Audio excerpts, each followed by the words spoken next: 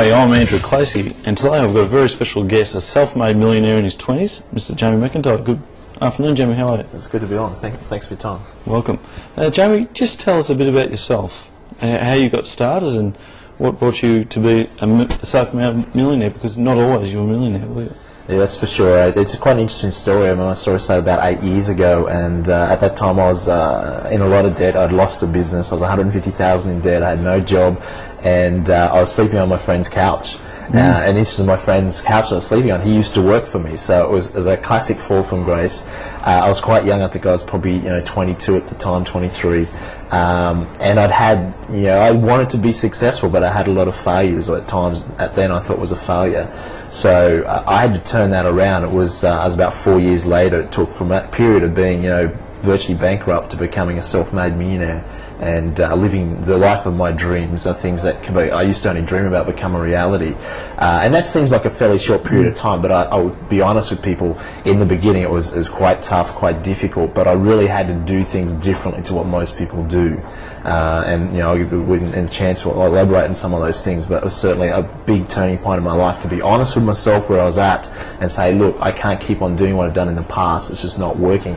I need to go and find some people that are incredibly wealthy. If I wanted to become a millionaire or be wealthy, I had to find some people who've already done it. That was my key, and shortcut it. So the longest journey begins one step. What was your first step that you took? Obviously you started attending seminars. What did you do to start turning the tide, Jamie? Yeah, it's a good point. I think back then when I was sleeping on my friend's couch and nothing's working for me, one of the first things I did was fortunate enough to find a mentor. Now I found a lot of mentors through books and I'd been to motivational seminars before and things like that, and many people have done that. But what I was fortunate enough to find was a personal mentor. This guy owned half a dozen different companies. He's a multi-millionaire in his 40s in Australia. So I wanted to, a friend said, you've got to go meet this guy. But this guy's obviously very wealthy, very successful, so why would he spend time with me? I mean, I was broke and a nobody. So what I did was an interesting strategy is I went and offered to work for free within his organisation. There was no job available, so that's how I got access to him eventually. I started working for free because I thought, well, I got no job, nothing going for me, I might as well learn. So one of the key distinctions was that I went to work to learn other than just for the money. Well, that really adds value to yourself, having a new skill, being able to offer someone an opportunity for you to work for them for free. Yeah, the reason I offered to work for free because there was no job there. I wanted to learn off this guy, so I had to get access to him. I wanted to mentor because I knew he'd already achieved results that I wanted. So by working for free, I got my foot in the door. But what it said, and it's a great strategy anyone can do to get a job or a higher paying job, is go and offer your services for a short period of time on free as a free trial, a free offer, because it takes the risk away from your employer. Because he had the opportunity, then he could see, hey, if this young kid is prepared to work for free, he's obviously committed. He's prepared to do what it takes. He's prepared to walk the talk. So that was a good strategy for me, and that's where I got access to starting to learn some of these things. So you got a chance to increase your cash flow? Well, initially what I had to do was, once I was able to prove myself, it didn't take many weeks, and what I realized, then I had the opportunity I was offered a salary position in one of his companies. He had a financial services company, a whole group of different companies, which was something I was interested in, learning about money and things like that, because I'd been a miserable failure up until this point with that.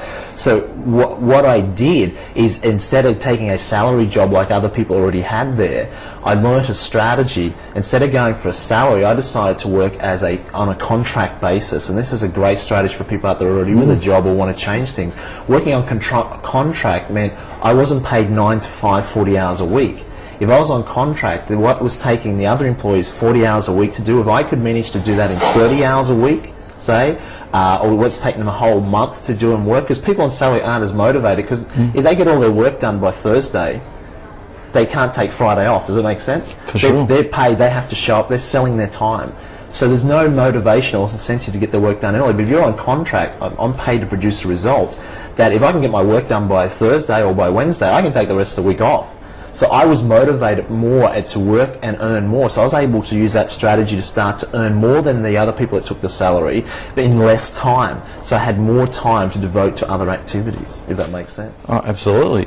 So after that, what sort of activities were you devoting your time on? Because everyone has the same amount of time, but we all choose to do different things. Yeah, it's a very good point, and a lot of people, when they find out you become a self-made millionaire at a young age, they want to say, well, how did you do it? What's the one quick thing? What was the way it's going to happen? But it's not like that. Was a process. So, I made a lot of money through property investing, a lot of money through the share market, but that is not how I made my first wealth. How I made my first wealth was what we're talking about here, by working in this company, rather than take a salary, move to a contract position so I can increase my income and reduce the amount of time I had to work to get that income. So that freed up some time that I could develop other forms of income. So while I was increasing my income because I was performance-based, I was more motivated, that extra income I could put into debt reduction. Because remember, I had $150,000 worth of debts. That was the first step for me, was minimizing my debt. And I won't go into detail, but I used a good debt reduction strategy I learned off my mentor to eliminate my debt rapidly. And the second step after that was build up a buffer of cash reserves. I find most people, and even statistically, a matter of a couple of days away from bankruptcy. In other words, they lost their job, they've got no savings to fall back on. So what I had to do was build up a buffer, so I had some peace of mind. I could change my mindset around money, where I'm not stressing because I got some reserves. If I didn't have any income coming in for a week or two, I started to build up a couple of weeks reserves, which led to a couple of months, and that put me more at ease and more confident around money, where I could relax a bit, because a lot of people are just too stressed and they're pushing the money opportunities away from them, if that makes sense. Sure. So after that, you're out of debt, you're starting to get yourself out of debt, you started looking at property and shares. Which way did you go? I started learning a lot about property and those things, but what my first step was to start to, as I was building up my income, I started to do an interesting thing. I looked around my mentors' companies and I realized, and you could do this, anyone could do this in their own companies, big companies waste a lot of money. So one of the first ways I started to make extra money and create my wealth was very simple. Anyone can do this. I looked in his companies and I realized that his companies were wasting a lot of money. So I started to solve some problems, and this is the key to any wealth creation.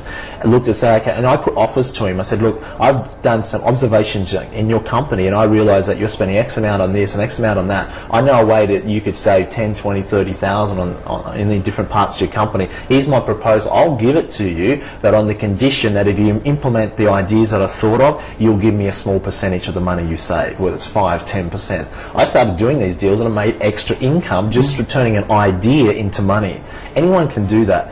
And then what I started to do is look at ways that he could increase the profitability of his companies, because all companies want to increase their profits. So I come up with ideas, and how you come up with ideas, go study competitors, because they're already doing other things sometimes better. Go study what and anyone can do this in their own business, wherever they're working, or their own company that they're working for. Find out what the competitors are doing, take the ideas, and then present them as a proposal. So I did that to my mentor, who was also obviously my employer, and said, look, I've got ideas that I think could increase the profitability of your companies.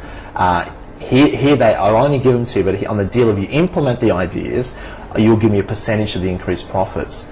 So there's no risk to him. If he doesn't use the ideas, it costs him nothing. If he does use the ideas, it makes him extra $100,000, extra $500,000. I get a small percentage of that. Even 10% of that. So imagine 10% of an extra $500,000 increase in a profit. Now you think, how do you increase a company's profit by $500,000? The bigger the company is, the easier it is to do. One small thing can make a difference like that. So if that gives you a classic example, anyone can do that sort of thing. That's amazing. So using marketing strategies into the business, was that one of the key ways of increasing your employees' profits?